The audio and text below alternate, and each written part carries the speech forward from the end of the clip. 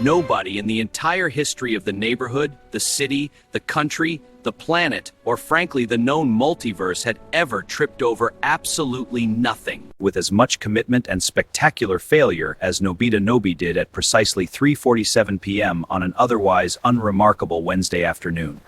One moment he was walking home from school with the sluggish resignation of a boy who had just scored a magnificent, almost artistic 0 on his science test. Not even accidentally getting a single answer right, which his teacher had noted was actually statistically impressive, and the next moment his left foot decided to betray him. Oh yeah, foot slipped! Catching on a crack in the sidewalk that was so small it might not have existed at all, sending him into a forward tumble that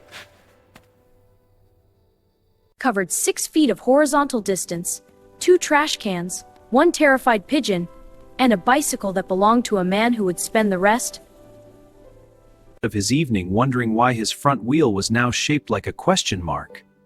Nobita lay on the ground, face pressed against warm concrete. Smarts. The contents of his school bag scattered around him like evidence at a crime scene where the crime was being pathologically uncoordinated. Oh, I had a gadget to fix this. I wish I lived in a world where gravity didn't exist. You'd suffocate in space, said a voice from above. Nobita looked up. A girl roughly his age stood over him, eating an ice cream cone with the casual disinterest of someone who witnessed human disaster on a daily basis and had long since stopped being impressed by it. She had braids, freckles, and the expression of someone who knew exactly how the universe worked and found it mostly disappointing. Who are you? Someone who didn't fall. Down. She stepped over him and continued walking, her ice cream unbothered, her day uninterrupted. Nobita pulled himself off the ground, collected his scattered papers, each one a testament to academic failure and artistic doodling during lectures, limped the remaining 3 blocks home with the internal monologue of a philosopher who had been specifically wronged by existence itself. The house was quiet when he arrived. His mother was out shopping, which meant the kitchen was temporarily safe from her surveillance. His father was at work, which meant the house lacked the specific ambient tension of a man pretending to read the newspaper while actually napping behind it. The only sound was the gentle hum of the refrigerator and the distant, rhythmic crunching of what could only be Doraemon eating snacks in Nobita's room. Nobita climbed the stairs. Each step felt like a mountain, not because he was injured, although his pride certainly was, but because at the top of those stairs waited his room, and in his room waited his futon, and in his futon waited the sweet embrace of unconsciousness, which was the only place where he was consistently successful. He opened the door. Doraemon was sitting in the middle of the room was surrounded by gadgets. Not just a few gadgets, not just a casual sorting. The room looked like a robot cat had vomited an entire department store. Store of impossible technology. There were gadgets on the desk, gadgets on the floor, gadgets hanging from the ceiling fan, gadgets stuffed into shoes, gadgets What is happening? Inventory!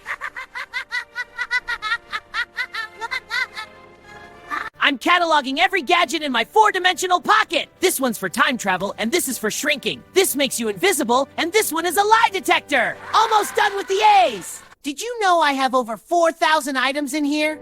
4,000! I found a gadget I don't even remember putting in! I found 3 gadgets that I think might be alive. One of them winked at me. Why are you doing inventory? Because I reached into my pocket.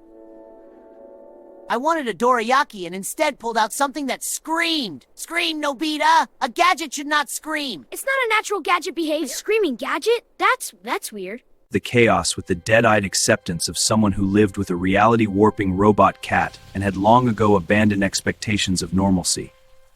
His eyes drifted across the landscape of scattered technology until they landed on something tucked in the corner of the room, half hidden behind a stack of comic books. It was a phone booth, not a full-sized phone booth, a miniature one, about the size of a microwave, with a tiny door, a tiny phone inside, and a tiny sign on top that read, "What if?"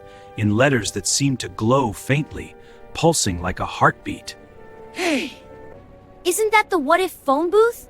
Oh, yeah, that's been in my pocket for years. One of the older models.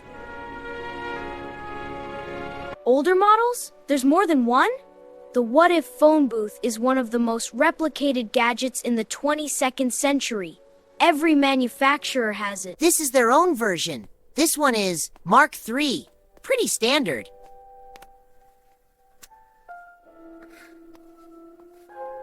You step inside, pick up the phone, say "what if," followed by whatever scenario you want, and reality restructures itself to match.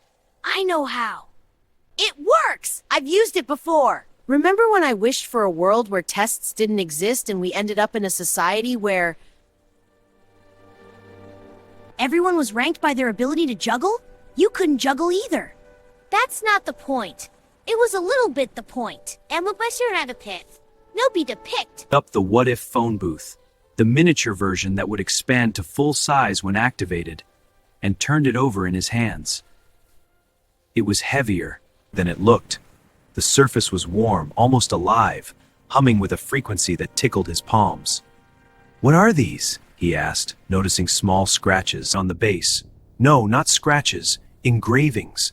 Tiny, deliberate marks in a language he didn't recognize, spiraling inward toward the center like a fingerprint made of words. Doraemon waddled over and looked. His expression changed. The manic inventory energy drained from his face, replaced by something Nobita had rarely seen on it. those weren't there before. What do they say? I don't know. That's not any language in my database. And I have every language in my database. Past, present, future, and 3 that were invented by particularly creative dolphins. Dolphins have languages? Dolphins! Have opinions, Nobita. Strong ones. Mostly about fish quality. Nobita ran his finger along the engravings. The moment his skin made contact with the tiny carved letters, the "what if" phone booth began to vibrate. Then to shake. Then to emit a sound that was somewhere between a phone ringing and a cat purring, which was appropriate given that its current owner was a cat-shaped robot. It's doing something. Which was the understatement. Of not just the century, but possibly all centuries that would ever exist. Put it down! Doraemon reached for it. Too late. The booth expanded. Not gradually, not with the normal slow-motion growth that Doraemon's gadgets usually performed. It exploded outward, going from microwave size to full phone booth in approximately 1/8 of a second, catapulting Nobita backward into his desk, knocking Doraemon into the wall, and sending approximately 400 other gadgets flying in every direction like technological shrapnel. The gadget that screamed, it screamed again. The full-sized "what if" phone booth now stood in the center of Nobita's room, which was not designed to accommodate a full-sized phone booth and was making its architectural displeasure known through ominous creaking sounds. The booth itself looked different from how Nobita remembered it. The glass panels, usually transparent, were now opaque and swirling with colors that shouldn't exist, colors that had no names, that existed in the spaces between the ones humans could perceive, colors that made your brain itch when you tried to look at them directly. And the phone inside was ringing. Not the normal ring of a phone waiting to be used. This was a phone ringing inward, calling from somewhere. It's ringing! Someone or something was trying to reach them. Should we answer it? Absolutely.